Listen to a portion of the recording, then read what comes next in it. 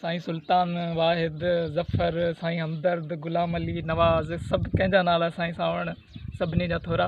ऐं हिन थर जे माण्हुनि जी वाहर करण जे लाइ हेतिरो परे खां कई आया ऐं सभिनी खां वॾा थोरा हिन थर जे मारवाड़नि जा जेके अॼु हिते अव्हांजे आजियाणे लाइ बाक़ी हिकिड़ी नंढड़ी ॻाल्हि इहा ई आहे त हितां जो आवाज़ु आला ऐवाननि ताईं मीडिया ताईं वस वारनि ताईं तॾहिं पहुचंदो तव्हीं भली ख़ामोश रहो पर तव्हांजो गॾिजण ई हिकिड़ो आवाज़ु आहे।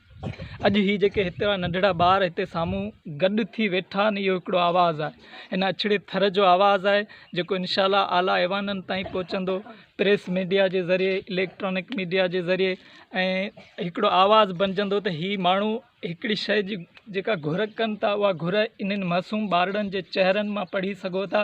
त ही ॿार सिर्फ़ु ऐं सिर्फ़ु पंहिंजो हक़ ऐं पंहिंजो राइट उहो ई घुरनि था त हिननि खे तालीम ॾिनी वञे।